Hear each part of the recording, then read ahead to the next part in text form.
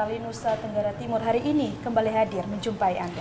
Ya pemirsa, beragam informasi dari berbagai daerah di Nusa Tenggara Timur telah kami siapkan untuk Anda, dan mengawali jumpa kita berikut cuplikan berita utama. Ratusan warga Kota Kupang sambut penjabat Gubernur NTT dengan meriah. Perum Bulog ND pastikan stok beras aman. 9 sekolah swasta di wilayah Kota Kupang terancam ditutup. Cuplikan berita utama tadi akan kami rangkai dengan sejumlah informasi menarik lainnya. Bersama saya Nini Lese. Dan saya Diki Balo. Pemirsa, inilah Nusa Tenggara Timur hari ini. Selengkapnya untuk Anda.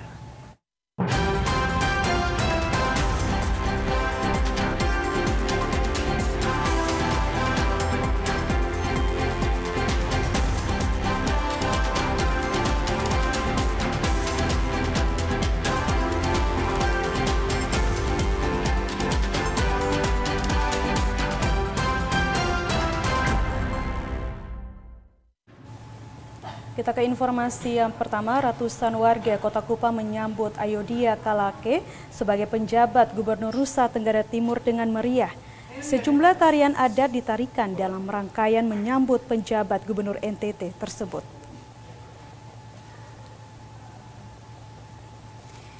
Inilah suasana penyambutan Ayodia Kalake sebagai penjabat Gubernur Nusa Tenggara Timur di Bandar Udara El Tari Kupang.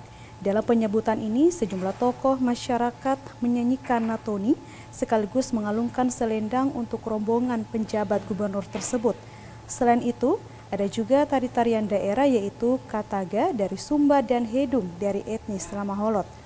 Presiden Joko Widodo menunjuk Ayodia Kalake sebagai penjabat Gubernur Nusa Tenggara Timur menggantikan Gubernur Nusa Tenggara Timur Victor Bungtilu Leskodat yang masa jabatannya berakhir pada 5 September 2023. Ayodia Kalake adalah Sekretaris Kementerian Koordinator Bidang Kemaritiman dan Investasi atau Sesmenko Marves. Pria berdarah Lamaholot ini lahir dan besar di Bandung, Jawa Barat. Dalam struktur kepemerintahan, karir Ayodia menanjak cepat. Pada tahun 2020, pria berdarah Lamaholot ini menjabat sebagai Deputi Bidang Koordinasi Infrastruktur dan Transportasi. Setahun kemudian, dirinya dipercaya menjadi anggota Dewan Komisaris PT Pembangunan Perumahan atau Persero Tbk. Pada Januari 2022, Koordinator Bidang Kemaritiman dan Investasi, Menteri Luhut Binsar Panjaitan mengangkat Ayodia Kalake sebagai Sekretaris Kementerian Koordinator Bidang Kemaritiman dan Investasi. Tim Liputan TVRI NTT.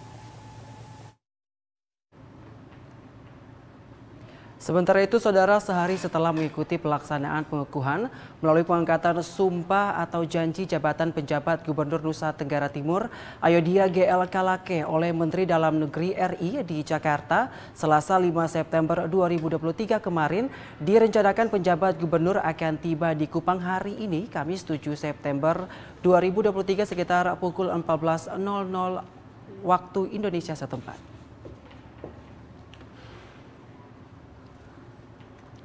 Seiring dengan jadwal penjabat gubernur ini, Sekda NTT Kosmas Lanang dalam keterangan pers menjelaskan terjadwalkan penjabat gubernur akan tiba di Kupang hari ini. Sehingga secara tata protokoler pemerintah provinsi dan Forkopimda NTT akan melaksanakan penjemputan di bandara dengan aneka dan warna penjemputan disesuaikan dengan tradisi masyarakat adat Flobamora. Mulai dari penjemputan adat suku Timor dan tarian adat dan juga tarian hedung dari peguyuban keluarga Lamaholot. Usai penjemputan, penjabat gubernur langsung gelar pertemuan perdana bersama pimpinan lintas agama se-Kota Kupang. Selanjutnya kegiatan hari berikutnya atau pada hari Jumat 8 September akan digelar kegiatan pisah sambut di Aula El Tari dengan menghadirkan Gubernur dan Wakil Gubernur NTT periode 2018-2023. Victor Bungtilu Leskodat dan Yosep A. Naisoi, penjabat Gubernur NTT Ayodia Kalake bersama Forkopimda dan para tamu undangan lainnya. Lalu direncanakan esok hari Kamis tanggal 7 September 2023 beliau akan datang ke Kupang bersama ibu, dan keluarga. Ada beberapa keluarga, anggota keluarga yang mengantarkan beliau ke Kupang dengan pesawat Garuda. Diperkirakan tiba di Kupang antara jam 12.45 atau jam 1 siang lah.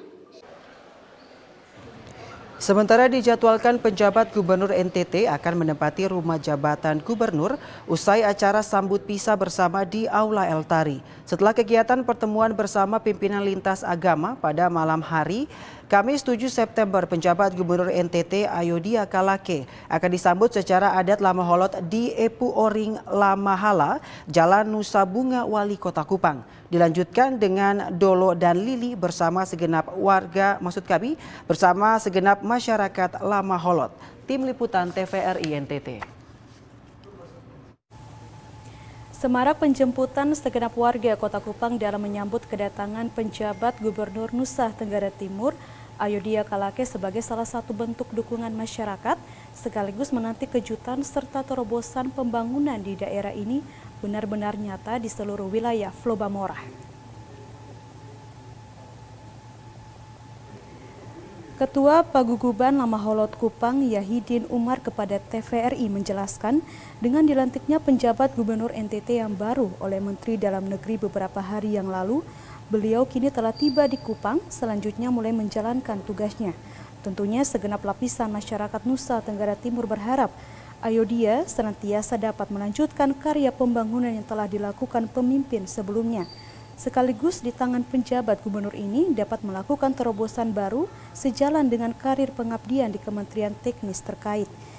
Demi mengangkat harkat dan martabat masyarakat Nusa Tenggara Timur, terutama pada sektor pengelolaan fiskal daerah, juga intensitas komunikasi secara hierarkis terus dilakukan demi menjabatani kebutuhan masyarakat di daerah ini. Kami ingin dia melanjutkan segala hal yang baik yang telah dilakukan pemerintahan sebelumnya, tapi dia mampu melakukan terobosan-terobosan baru sesuai pengalamannya selama lebih lama bertugas di luar negeri dan selama berada di pemerintahan pusat pada eselon 1A, sehingga dia dapat dipercaya untuk memimpin daerah ini. Jadi mesti ada perubahan dan hal-hal baru yang dia lakukan yang kemudian mampu mengangkat harkat dan martabat Nusa Tenggara Timur, terutama berkaitan dengan pengelolaan fiskal di mana kita sekarang memang tingkat pendapatan asli daerah yang begitu melambat, dan berdasarkan pengalaman beliau di samping terobosan dalam memimpin, tapi upaya untuk membangun komunikasi dengan pemerintah pusat untuk memberikan perhatian lebih khusus kepada pemerintah provinsi saat ini agar lebih diintensifkan. Harapan dan kerinduan sedang dinantikan rakyat Nusa Tenggara Timur. Kiblat dan arah pembangunan Nusa Tenggara Timur yang berkelanjutan didambakan demi menuju NTT sejahtera dan bermartabat. 3 juta jiwa masyarakat di daerah bumi Flobamora berada di tangan dan pundak Ayodhya Kalake. Tim Liputan TVRI NTT. Ya, saudara, setelah menginjak kakinya di bumi Flobamora di Bandara El Tari Kupang, hari ini Kamis 7 September 2023 sekitar pukul 13.00 WITA, penjabat Gubernur Nusa Tenggara Timur Ayodhya GL Kalake dan istrinya Sofiana Milawati Kalake dijadwalkan malam nanti akan mengikuti acara syukuran bersama keluarga besar Lama Holot Kupang bertempat di Epu Oring Lamahala, Jalan Nusa Bunga, Wali Kota. Sebagai wujud syukur dan komitmen pengabdian dalam melayani masyarakat Flobamora. Dan berikut ini, saudara, laporan reporter TVRI Patman Werang dari lokasi kegiatan.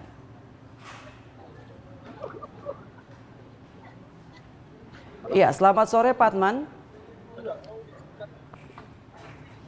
Ya, silakan dengan laporan Anda. Cek sound 321 123 standby. Wali Kota. Silakan dengan laporan Anda, Patman. 123 123. Ya. Terima kasih Diki. Selamat sore pemirsa. Dapat saya laporkan dari Sekretariat Ikatan Keluarga Lamahala, Epu Oring Lamahala, di bilangan Wali Kota. Tempat ini sebentar lagi yang akan dijadikan sebagai tempat syukuran keluarga besar atas pelantikan penjabat Gubernur Nusa Tenggara Timur Bapak Ayodia Kalake akan mengikuti perayaan syukur di rumah besar orang Lamahala di wilayah Kelurahan Wali Kota. Sehingga saudara, bahwa kegiatan ini disiasati, dikondisikan oleh keluarga besar Lamaholot yang ada di Kota Kupang.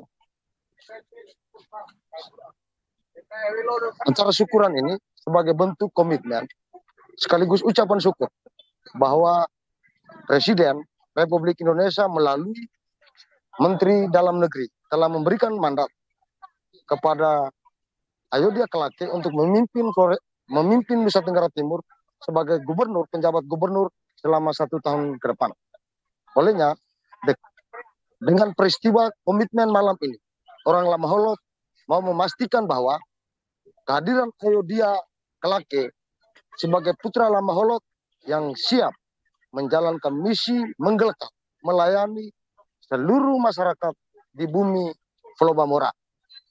Dan saudara, terkait dengan agenda kegiatan besar syukuran ini,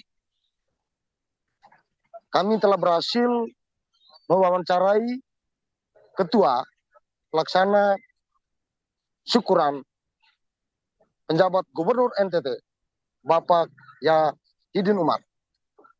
Berikut petikannya. Pada kegiatan malam ini sebetulnya lebih banyak bernuansa Lamaholot. Tapi karena dia adalah seorang muslim yang taat, dia datang diterima dalam adat Lamaholot, yakni pada laki-laki dikalung diberi kain nowi, dan pada perempuan dikasih kewatak oleh orang yang sudah ditugaskan. Selanjutnya dia masuk di pondok kebesaran orang Lamahala, di dalamnya ada ikatan pelajar mahasiswa Lamahala, ada kerukunan warga Lamahala, dan ada Yayasan Pendidikan Hubul Watan. Kita baca doa sebentar dan kemudian dilanjutkan dengan ada sambutan dari keluarga Lamaholot, keluarga Lamahala, dan sepatah kata dari beliau. Dan ciri khas orang Lamaholot utama adalah makan bersama dengan seluruh makanan khas Flores Timur, khas Lamaholot, dan diakhiri dengan dolo lilin dan oha. Dan saudara, bahwa hingga saat ini keluarga besar Lamaholot tengah dan sedang mempersiapkan semua fasilitas penunjang kegiatan syukuran malam nanti. Dan direncanakan kegiatan ini akan berlangsung setelah sholat isya atau sekitar pukul 19.00 waktu setempat. Demikian Diki, saya kembali ke studio utama. Ya, Pak Atman langsung dari Jalan Nusa Bunga Wali Kota. Terima kasih dengan laporan Anda dan selamat bertugas kembali. Kita ke informasi lainnya, petani sayur Wotawiti Desa Tiwatopi, Kecamatan Ileape Mandiri, Kabupaten Flores Timur mulai merasakan dampak buruk musim kemarau yang melanda daerah setempat. Kurangnya pasokan air membuat tanaman sayur mayur mengering dan rusak hingga menyebabkan daya jual anjlok. Anton, salah satu petani sayur di Watowiti, kepada TVRI menuturkan dampak kemarau ini menyebabkan kualitas sayur menurun sehingga menyebabkan harga jual menjadi murah, sementara biaya perawatan bertambah. Dirinya pun menuturkan akibat cuaca panas yang sedang berlangsung saat ini mengakibatkan kualitas produksi menurun, banyak sayur yang layu hingga mengering dan rusak. Sehingga para petani sayur terpaksa secara rutin menyiram lebih banyak air ke lahan pertanian, minimal 2 kali dalam sehari. Akibatnya biaya perawatan meningkat karena pasokan air bersumber dari sumur tanah dangkal yang harus disedot menggunakan arus listrik maupun menggunakan mesin pompa yang menggunakan BBM. Meskipun di tengah situasi cuaca panas ekstrim saat ini, dirinya terus bekerja mengurus tanaman sayur miliknya demi menjaga roda ekonomi keluarga. Dirinya pun mewanti-wanti bila kemarau terjadi berkepanjangan, para petani khawatir kualitas hasil produksi mereka semakin menurun, bahkan berpotensi gagal panen. Dari Flores Timur, Patman Werang, TVRI NTT. Kita ke informasi lainnya, pemirsa. Perum Bulog kantor cabang ND memastikan stok beras aman hingga 2 bulan ke depan. Saat ini stok beras sebanyak 1.200 ton. Kepala Kantor Cabang Bulog ND, Peter E. Dehan menyampaikan saat ini stok beras di gudang Bulog sebanyak 1.200 ton. Stok ini diperkirakan aman untuk 2 bulan ke depan. Saat ini harga beras Bulog meningkat per kilogram dari harga Rp9.950 naik menjadi Rp11.500. Ia menambahkan saat ini harga di pasar berdasarkan pantauan Bulog berkisar dari 12 sampai 13.000 per kilogram. Ia juga meminta kepada mitra Bulog agar tetap menjaga kestabilan harga. Selain itu, dirinya menyampaikan kepada konsumen apabila ingin mendapatkan beras Bulog untuk langsung ke kantor Perum Bulog cabang ND. Pantauan media saat ini harga minyak goreng, tepung dan gula di Perum Bulog maupun di pasaran masih stabil. Ketersediaan stok di Perum Bulog Kancap ND saat ini stok ada 1.200 ton. 1.200 ton dan stok 1.200 ton ini cukup untuk memenuhi kebutuhan sampai dengan bulan November. Kemudian terkait harga beras saat ini, harga Bulog punya itu harga sekarang dari kemarin harga head 9950, saat ini sekarang sudah ada perubahan harga headnya, jadi headnya itu menjadi 11.500. Dari Kabupaten ND, Obitani, TVRI NTT.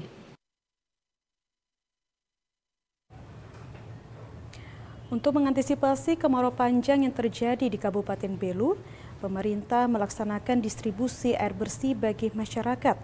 Pendistribusian air bersih ini diharapkan dapat membantu warga yang kesulitan mendapatkan air bersih.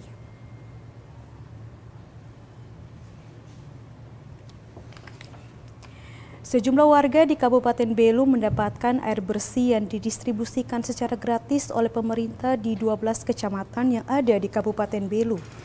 Salah satu titik pendistribusian air yang dilakukan ini bagi warga di Kelurahan Bairafu, Kecamatan Kota Atambua Barat mendapatkan air bersih secara gratis. Pendistribusian air ini dilakukan oleh petugas dengan menyambangi rumah warga untuk mengisi air di bak penampungan milik warga. Sebelumnya pemerintah telah menganggarkan dana APBD sebesar Rp400 juta untuk memfasilitasi tangki air pemerintah agar bisa mendistribusikan air bersih kepada warga yang membutuhkan selama 3 bulan ke depan. Terkait pendistribusian air bersih di Kecamatan Atambua Barat misalnya, terdapat 25 titik pendistribusian air meliputi 4 kelurahan, yakni Kelurahan Tulamalae, Berdao, Umanen, serta Bairafu.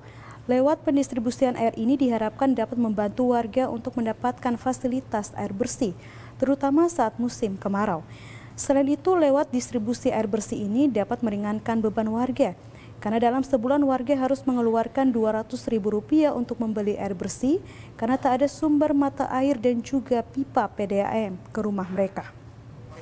Untuk Kecamatan Atambua Barat, itu kita ada 25 titik, tersebar di 4 kelurahan, Tulamalae, Berdao, Bairafu, dan Umanen. Dan dari tanggal 1 itu kita sudah mulai pelayanan distribusi air ke 4 kelurahan dan terakhir tadi di Kelurahan Bairafu dan Berdao. Dan di titik-titik ini yang diajukan oleh para lurah, di mana masyarakat itu memang kesulitan air. Warga mengucapkan terima kasih atas bantuan air bersih yang dilakukan oleh pemerintah untuk penanganan di saat musim kemarau. Di bawah sana ada yang ada sumur. Yang ada sumur tidak beli, tapi kami yang tidak sumurnya harus beli. Bapak, kalau ada bantuan begini, bagaimana Bapak tanggapan Bapak? Ya, tanggapan kami itu baik. Kan masyarakat ini baik. Baik bahwa artinya pemerintah taruh perhatian untuk masyarakat yang tipenya ada, tetapi kan air tidak lewat. Jadi ya artinya katakan bahwa kami katakan bahwa itu baik. Pemerintah bantu kami yang air apalagi tidak lewat. Karena kami di agak ketinggian. Distribusi air mulai dilakukan dari tanggal 1 September di 25 titik yang ada di Kecamatan Atambua Barat, meliputi 4 kelurahan, Distribusi air ini pun dilakukan secara gratis dan tidak dipungut biaya sehingga bisa meringankan beban masyarakat. Dari Kabupaten Belu, Andri Witak, TVRI NTT. Ya pemirsa, informasi lainnya akan kami hadirkan setelah jeda pariwara berikut ini. Untuk itu tetaplah bersama kami.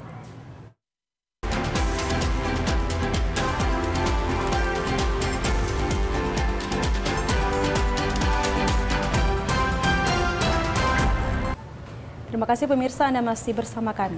Iya, dan kita lanjutkan informasi berikutnya pemirsa. Krisis air bersih menghantui Kabupaten Sumba Barat Daya. Warga di Kecamatan Wewewa Timur harus antri berjam-jam di mata air WE Paboba demi memperoleh air bersih.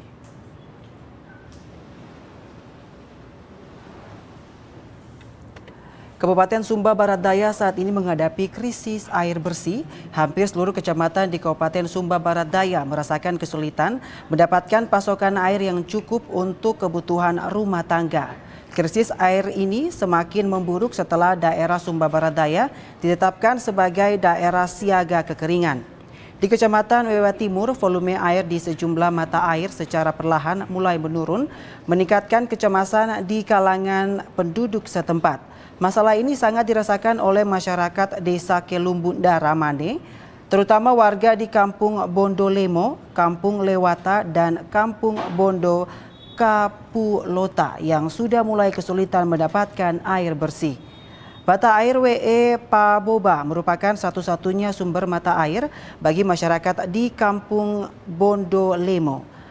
Saat musim hujan air berlimpah, tetapi selama musim kemarau rembesan air di mata air WE Paboba sangat terbatas. Delsiati Mila, seorang warga Desa Kelumbu Daramane, mengungkapkan bahwa ia bersama dengan puluhan warga lainnya harus mengantri berjam-jam untuk mendapatkan air bersih.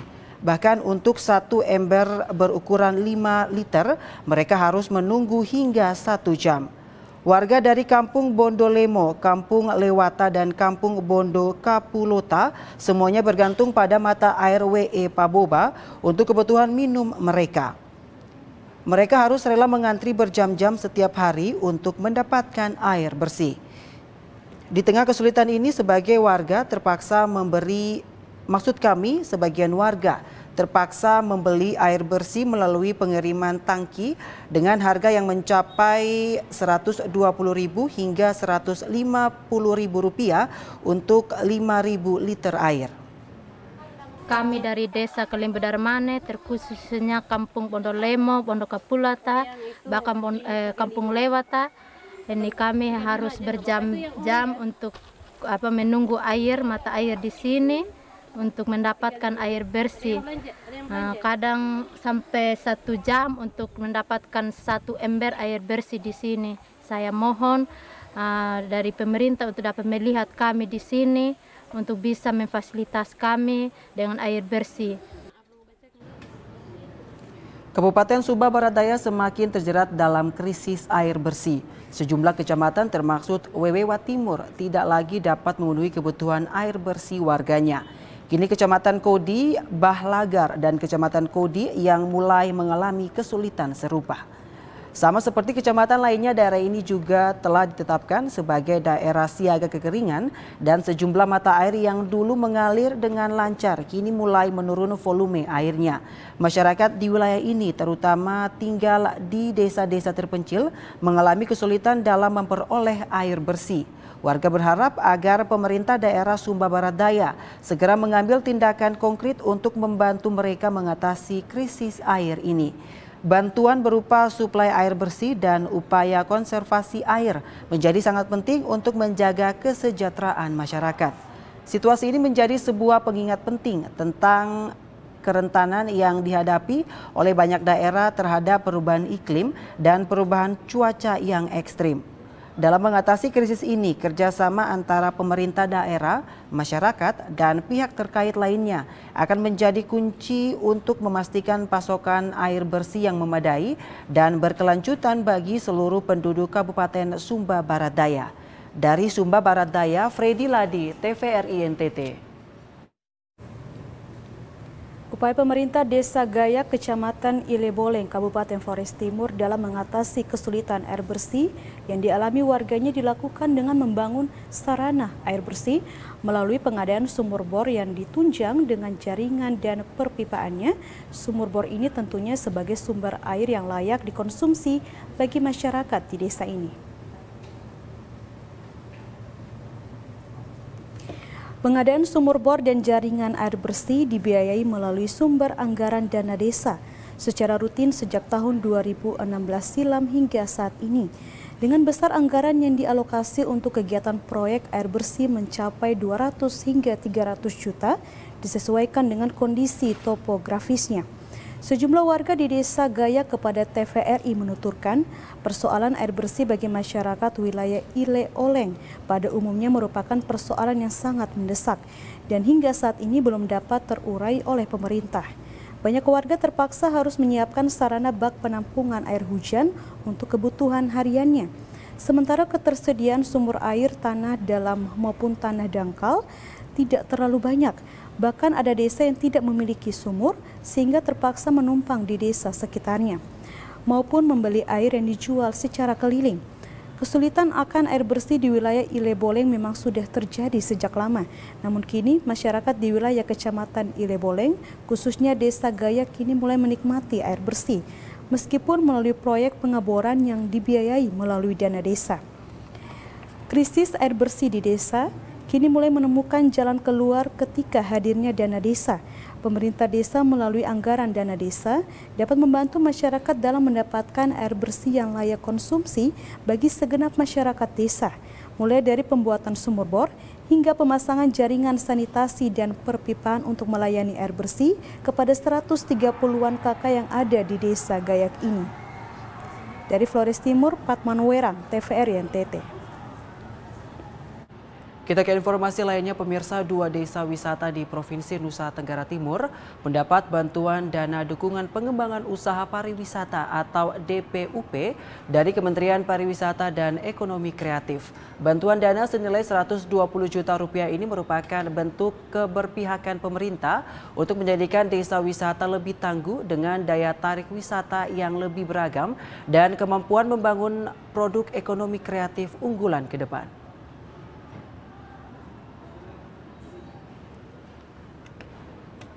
Kedua desa yang mendapat bantuan dana dukungan pengembangan usaha pariwisata DPUP adalah Desa Wisata Werebo yang ada di Kabupaten Manggarai dan Desa Detusoka Barat di Kabupaten Ende. Masing-masing desa mendapatkan anggaran sebesar 120 juta rupiah. Bantuan dana DPUP dari Kementerian Pariwisata dan Ekonomi Kreatif Kemenparekraf menurunkan program tindak lanjut dari Anugerah Desa Wisata Indonesia ATWI tahun 2021 dan 2022. Bantuan yang diberikannya nantinya dipergunakan untuk pembelian peralatan pendukung produksi usaha parekraf dan pemberian pemahaman tentang literasi keuangan di 2 desa wisata tersebut. Pemberian bantuan bagi 2 desa wisata di NTT merupakan bentuk perhatian dan keberpihakan pemerintah untuk menjadikan desa wisata menjadi lebih tangguh dengan daya tarik wisata yang lebih beragam. Selain itu, untuk meningkatkan kemampuan dalam membangun produk ekonomi kreatif unggulan.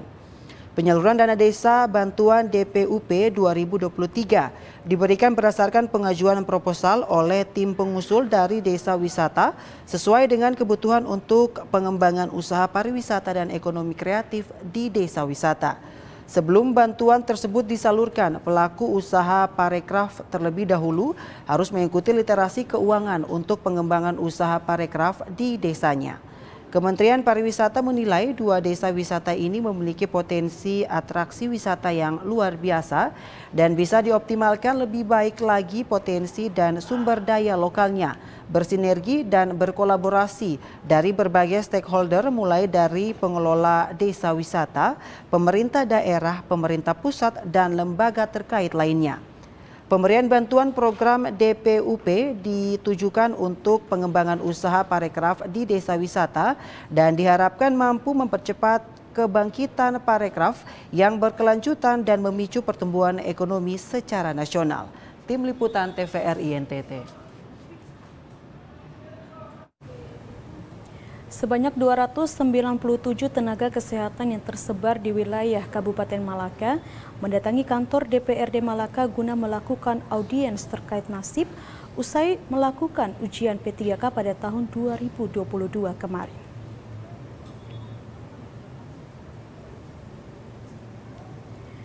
Merasa kecewa dengan hasil ujian tes P3K pada tahun 2022 lalu, sebanyak 297 tenaga kesehatan di Kabupaten Malaka mendatangi kantor DPRD Malaka guna melakukan audiens bersama pihak legislatif agar menindaklanjuti aspirasi dan kekecewaan atas hasil tes P3K yang telah dilaksanakan tahun 2022 kemarin. Mereka menuntut agar nasib mereka diperhatikan karena telah lulus passing grade namun gagal penempatan. Kedatangan para tenaga kesehatan tersebut diterima secara baik di ruang sidang paripurna DPRD Malaka dan dilakukan audiens bersama Sekda Malaka, Wakil Ketua 1 dan Ketua 2 DPRD Malaka, serta beberapa anggota DPRD yang hadir. Ketua Koordinator Julius Nahak Berek mengatakan, ada beberapa tuntutan yang menjadi alasan para tenaga kesehatan mendatangi kantor DPRD Malaka. Pertama, menuntut agar honorer tenaga kesehatan yang sudah mengikuti ujian P3K dan sudah lolos ambang batas nilai langsung diangkat menjadi ASN tanpa harus melalui tes ulang pada tahun 2023 ini karena sudah lulus pada tes tahun 2022 lalu.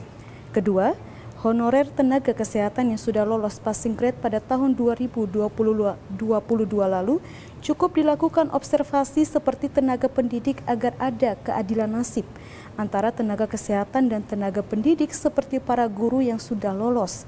Ketiga, harus ada afirmasi khusus bagi para tenaga kesehatan minimal nilainya 50% bagi yang sudah mengikuti ujian dan lolos passing grade pada tahun 2022 lalu. Kami mengusulkan 3 hal penting yang pemerintah bersama DPR untuk menyampaikan aspirasi kami terhadap di pemerintah pusat maupun daerah. Nah, adapun 3 hal itu yang pertama, honorer nakes yang lulus passing grade pada tahun 2022 yang lalu langsung diangkat tanpa tes lagi. Sebabnya karena kami sudah lulus. Kami sudah melewati semua beberapa proses mulai dari persyaratan kami memenuhi, proses pendaftaran juga kami lewati dan bahkan sampai ujian pun kami lulus dan memenuhi nilai ambang batas yang disebut dengan passing grade. Merespon tuntutan para tenaga kesehatan tersebut, pihak pemerintah daerah Kabupaten Malaka bersama DPRD Malaka akan menyurati bahkan mendatangi pemerintah pusat, dalam hal ini Kementerian PAN-RB dan Kementerian Kesehatan, agar dapat menindaklanjuti keluhan dan tuntutan dari para tenaga kesehatan yang tidak mendapat keadilan di Kabupaten Malaka. Yosman Seran, TVRI NTT. Iya, saudara, dari Kabupaten Malaka kita beralih ke Kota Kupang. 9 sekolah swasta di wilayah Kota Kupang yang terancam ditutup disebabkan karena jumlah siswa lebih sedikit dari jumlah guru. Kepala Dinas Pendidikan dan Kebudayaan Kota Kupang Dumulia Hijami kepada TVRI di ruang kerjanya membenarkan bahwa ada 9 SMP swasta di Kota Kupang yang terancam ditutup karena alasan alamiah, yakni jumlah siswa lebih sedikit dibandingkan jumlah guru. Kondisi ini menyebabkan biaya operasional tinggi.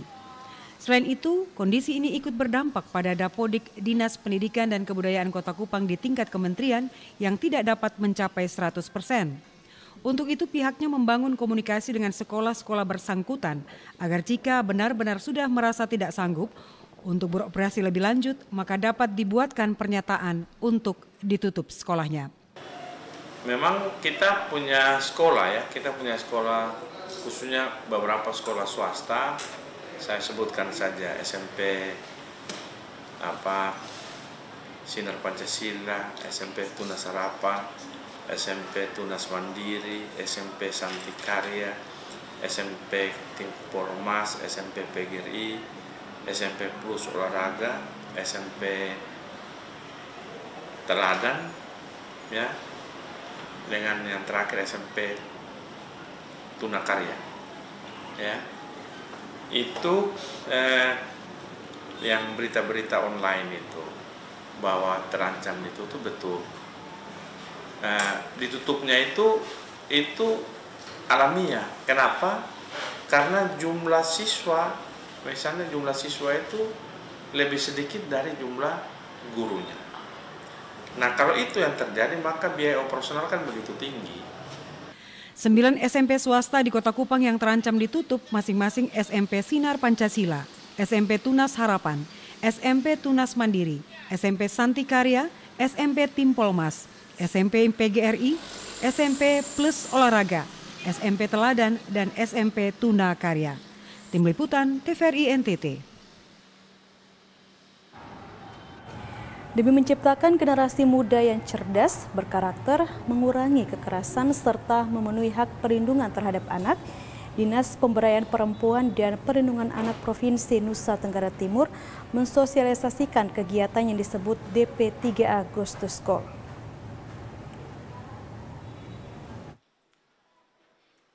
Melihat masih banyaknya permasalahan, yakni kekerasan yang mendera anak-anak di Indonesia, khususnya di Nusa Tenggara Timur, Provinsi Nusa Tenggara Timur melalui Dinas Pemberdayaan Perempuan dan Perlindungan Anak menggelar kegiatan yang bertajuk Goes to School di lingkungan sekolah di Kota Kupang. Kepala Dinas Pemberdayaan Perempuan dan Perlindungan Anak Provinsi Nusa Tenggara Timur, Iin Adriani, menyampaikan kegiatan ini untuk memberikan pembekalan kepada anak-anak untuk lebih waspada dan lebih cerdas.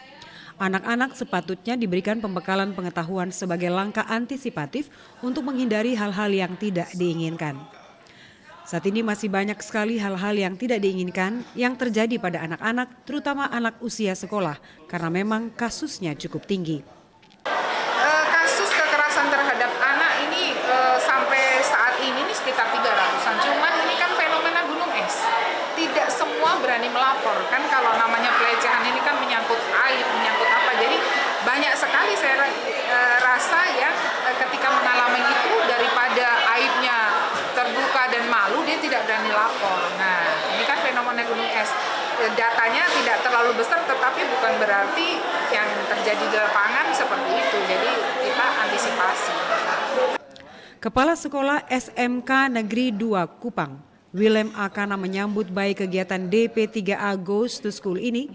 Ia menyampaikan pihaknya mendapatkan pencerahan dari kegiatan ini dan menjadi dasar untuk melaksanakan pembinaan kepada peserta didik dengan humanis dan cara yang menyenangkan bagi anak didik sehingga dapat menjadi modal untuk menghadapi tantangan ke depan. Kami juga sangat bersyukur, berterima kasih kepada Dinas Pemberdayaan yang telah percayakan sekolah kami untuk menjadi tempat sosialisasi, dan itu yang kebutuhan kami karena visi sekolah kami adalah bagaimana kita menciptakan generasi-generasi ke depan itu dengan generasi yang dengan melalui gerakan sekolah menyenangkan. Kepala Bidang Perlindungan Khusus Anak DP3A Provinsi NTT, Frans Tiran, menyampaikan kegiatan ini harus benar-benar memberi muatan yang positif untuk menciptakan sekolah ini menjadi sekolah yang kondusif bagi anak-anak. Tidak sekedar bersekolah menimba banyak pengetahuan, tetapi sekolah harus menjadi rumah kedua setelah rumah mereka masing-masing untuk bagaimana nilai-nilai kemanusiaan itu diterapkan. DP3A Provinsi Nusa Tenggara Timur tentunya melalui bidang perlindungan khusus anak. Ini merupakan sebuah bidang baru, ya, bidang yang dimana dulunya bidang ini bergabung dengan pemenuhan hak anak. Merujuk kepada Pergub nomor 10 tahun 2022, bidang ini berdiri sendiri dengan nama Bidang Perlindungan Khusus Anak. Langkah-langkah ke depan tentunya kita punya tantangan yang menjadi PR kita bersama, bahwa masih banyak anak-anak yang perlu mendapat perhatian serius dari kita semua, khususnya DP3A. Kita tidak bisa bekerja sendiri, pemerintah tidak bisa bekerja sendiri, tapi kami terus membangun kemitraan yang kuat dengan berbagai pemangku kepentingan yang tentunya khusus atau peduli dengan masalah-masalah anak. Simon Padang, Kristo Dapo, TVRI NTT.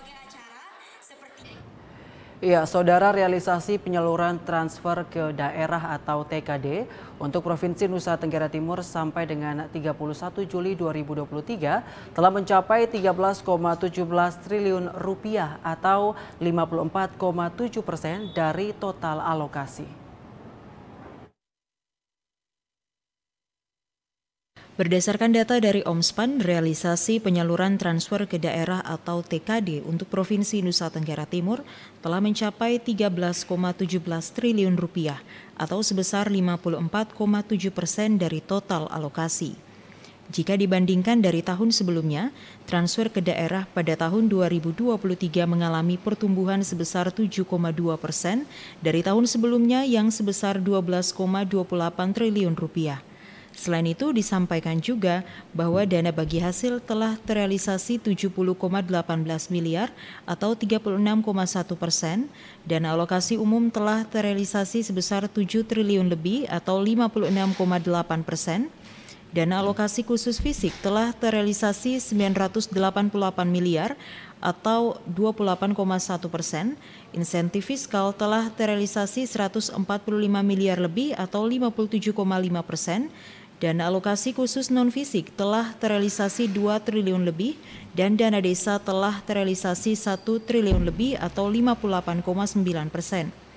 Provinsi Nusa Tenggara Timur mendapatkan alokasi transfer terbesar dengan alokasi 3 triliun lebih dan telah terrealisasi 2 triliun lebih.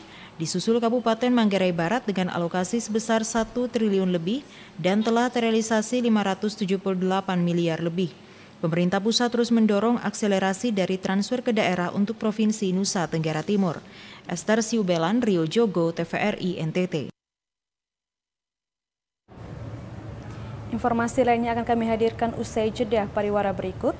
Iya, dan tetaplah bersama kami di Nusa Tenggara Timur hari ini.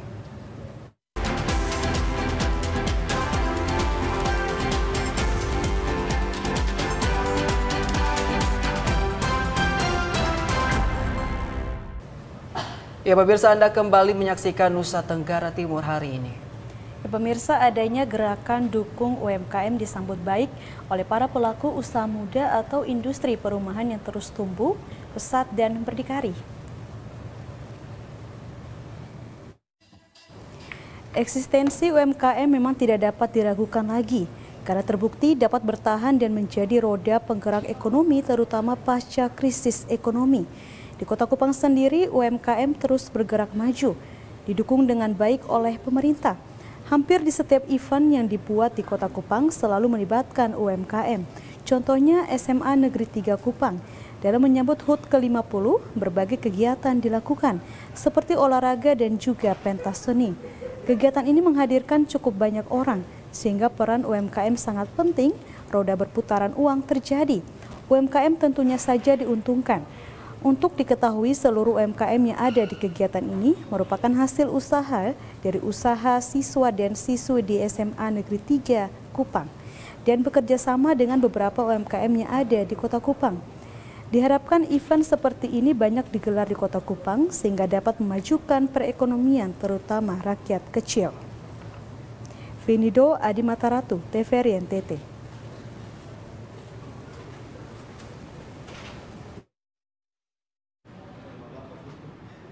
Kita beralih ke informasi lainnya, Saudara. 6 kecamatan di Kabupaten Manggarai berstatus awas kekeringan meteorologi. BMKG Stasiun Meteorologi Frans Sales Lega Ruteng, Kabupaten Manggarai, meminta kewaspadaan dari pemerintah dan masyarakat terkait ancaman kekeringan akibat musim kemarau dengan menghemat penggunaan air.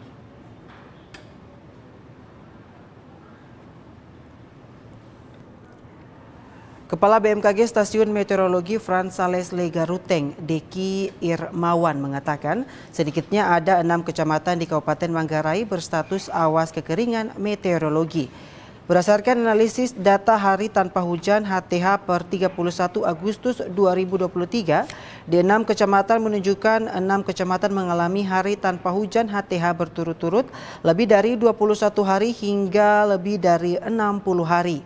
6 kecamatan itu masing-masing Kecamatan Cibal Barat, Reok Barat, Rahong Utara, Wairi, dan Kecamatan Satar Mese Barat. Dampak dari kekeringan adalah pengurangan ketersediaan air tanah sehingga menyebabkan kelangkaan air bersih. Karena itu pemerintah daerah Kabupaten Manggarai diminta untuk melakukan penanganan yang tepat, terutama penyediaan air bersih bagi warga. Wilayah di Manggarai itu selama periode bulan Agustus kemarin sudah mengalami hari tanpa hujan itu lebih dari 31 hari. Kalau boleh saya bacakan, daerah-daerah yang mengalami hari tanpa hujan lebih dari 31 hari itu adalah daerah Jibal Barat, kemudian daerah Rahung Utara, kemudian Reok, kemudian Reok Barat, kemudian WRI dan Satermisi Barat. Nah, statusnya, jadi kalau istilah di dalam klimatologi sudah di status siaga. Sebelumnya diberitakan puluhan hektar tanaman padi milik petani di Gancar yang sudah ditanam diprediksi akan gagal tumbuh akibat kekurangan pasokan air. Dari Kabupaten Manggarai, Leonardus, TVRI NTT. Pater Ernest Wasser atau SVD yang disapa Pater Wasser yang juga salah satu tokoh pembangunan di Manggarai Raya meninggal dunia di rumah pastoran di Wangkum Cumbi, Kecamatan Ruteng, Kabupaten Manggarai. Pater Wasser dikabarkan meninggal dunia di rumah pastoran di Wangkum, Desa Cumbi, Kecamatan Ruteng, Kabupaten Manggarai, sekitar pukul 4 waktu Indonesia Tengah. Kabar duka ini tersebar di berbagai platform media sosial. Pater asal negara Swiss ini menjalani karya misi di tanah Manggarai sejak tahun 1977 dan meninggal dunia pada usia 96 tahun. Pater Wasser yang akrab disapa masyarakat Manggarai telah berjasa bagi pembangunan di Manggarai. Mendiang telah berkarya di Indonesia, tepatnya di Manggarai sekitar 46 tahun dengan membangun berbagai bidang seperti pendidikan, membuka akses jalan, air minum, serta bidang sosial lainnya. Wakil Bupati Manggarai, Heribertus Ngabut, mengakui jasa almarhum untuk tanah Manggarai sangat besar dan luar biasa. Pater Ernest Wasser, SVD, seorang tokoh yang disesaki dengan kebaikan, melayani umat sebagai seorang pastor, melayani juga kebutuhan rakyat. Saya kira siapapun harus aktif, rakyat Manggarai, pemerintah harus mengakui bahwa dia ini penjasa. Jadi ada banyak pembangunan fisik yang dibangun dengan caranya untuk memastikan sebagai tokoh umat, sebagai orang yang memiliki kebaikan, dia juga memperlihatkan bahwa dia adalah bagian integral dari pembangunan di Kabupaten Manggarai sejak dia hadir di kabupaten ini. Pemerintah daerah dan warga Manggarai terus berdatangan ke rumah duka untuk melayat. Tidak hanya itu, karangan bunga ucapan bela sungkawa pun berjajar di halaman rumah pastoran Gereja Wangkung. Selamat jalan Pater Wasser, jasa dan pengabdianmu di tanah Manggarai akan selalu dikenang. Dari Kabupaten Manggarai, Leonardus, TVRI NTT. Pemirsa, sementara itu untuk memberikan penghormatan serta mengenang jasa para pahlawan yang telah gugur demi mempertahankan kemerdekaan RI, Angkasawan Angkasawati LPP RRI Atambua melakukan doa dan tabur bunga di dermaga Pelabuhan Atapupu Kabupaten Atambua. Doa dan tabur bunga ini merupakan rangkaian kegiatan menjelang Hari Radio yang jatuh pada 11 September mendatang. Beginilah suasana saat pelaksanaan tabur bunga untuk menghormati jasa para pahlawan yang telah gugur yang dilaksanakan oleh Angkasawan Angkasawati LPP RRI Atambua di dermaga Pelabuhan Atapupu. Kegiatan ini diawali dengan upacara serta doa bersama untuk memberikan penghormatan atas jasa para pahlawan dan dilanjutkan dengan prosesi tabur bunga. Tabur bunga yang dilaksanakan ini dimaksudkan untuk mengenang jasa para pejuang dan pahlawan bahari yang telah mengorbankan jiwa dan raga untuk bangsa dan negara di tengah samudra. Kegiatan yang dilakukan ini juga sebagai bentuk perangkaian dalam menyambut Hari Radio pada 11 September mendatang. Diharapkan lewat upacara dan tabur bunga ini seluruh Angkasawan Angkasawati LPP RRI Atambua dapat mencontohi semangat para pahlawan dalam menjalankan tugas dengan baik di wilayah perbatasan Indonesia Timor Leste. Hari ini sebagai rangkaian kegiatan Hari Radio ke-78 yang nanti jatuh pada tanggal 11 September 2023. Keluarga besar RRI Atambua menyelenggarakan tabur bunga, dan untuk tahun ini kita laksanakan tabur bunga di dermaga pelabuhan Atapupu untuk mengenang para pejuang dan pahlawan bahari kita. Kegiatan ini dimaksudkan untuk memberikan penghormatan bagi para pahlawan yang telah gugur, sehingga semangat para pejuang dapat ditularkan bagi seluruh angkasawan-angkasawati LPP RRI Atambua untuk bekerja dan melaksanakan tugas dengan baik. Selain itu, kegiatan ini juga nantinya akan dirangkaikan dengan kegiatan lain hingga puncak Hari Radio ke-78 pada 11 September mendatang. Dari Kabupaten Belu, Andri Witak, TVRI NTT. Pulang kampung, PSN Ngada disambut secara meriah oleh pendukung masyarakat. Mulai dari Bandara Turelelo sampai Kota Bajawa, bahkan kendaraan yang ditumpangi pemain dan pelatih dipaksa untuk berhenti melayani keinginan masyarakat agar bisa berjabat tangan sembari berpelukan sebagai ungkapan rasa syukur. Ribuan masyarakat pecinta PSN Ngada secara meriah menyambut tim kesayangan mereka mulai dari Bandara Turelelo Soa dengan pengalungan selendang dan tarian jai serta diarak menuju Kota Bajawa diiringi kendaraan roda 4 dan 2. Sepanjang perjalanan para pemain yang menggunakan kendaraan tronton harus melaju dengan pelan agar bisa memuaskan rasa bangga dan rindu masyarakat akan keberhasilan PSN Ngada dalam merebut Piala Eltari Memorial Cup di Kabupaten Rotendao sebagai juara 1. Walau awalnya sempat mengalami tantangan, tetapi mampu membuktikan sebagai yang terbaik di Nusa Tenggara Timur kali ini. Beberapa kali kendaraan para pemain harus berhenti akibat dihadang masyarakat yang ingin berjabat tangan sambil berfoto ria dengan pemain kesayangan mereka, sehingga membutuhkan waktu hampir 2 jam untuk tiba di Taman Kartini Bajawa untuk bisa diterima secara resmi oleh Pemda Ngada bersama Forkopimda dan Ketua DPRD Kabupaten Ngada. Pelatih PSE Ngada, Kletus Gabe menjelaskan bahwa keberhasilan PSN Ngada kali ini tidak terlepas dari perjuangan para pemain yang dipersiapkan secara singkat, tetapi mampu bekerja sama sebagai tim dan bangkit untuk berjuang secara optimal sehingga menjadi pemenang. Kekalahan menghadapi Persebaya itu menjadi titik balik. Kami kemudian melakukan perubahan dan saya pikir yang paling pertama adalah kami membuat perubahan dalam hal formasi, pendekatan bermain. Kami berubah dari di 3 pertandingan kami memainkan 3 back, kami berubah menjadi 4-4-2, kami main pakai 4 back, dia lebih balance dan hasilnya kami bisa tidak kebobolan di open play. Itu mungkin salah satu. Selepas penerimaan para pemain di pendopo Taman Kartini, dilanjutkan dengan upacara adat sebagai ungkapan syukur atas berkat Tuhan Yang Maha Esa dan penyertaan leluhur selama perhelatan Eltari Memorial Cup di Kabupaten Rotendao.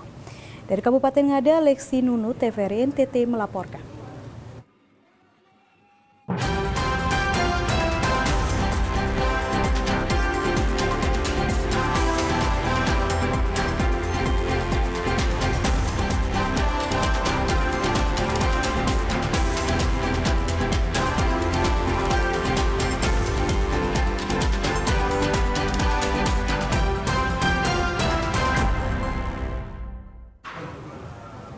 Ya, saudara, informasi tadi sekaligus mengakhiri perjumpaan kita hari ini.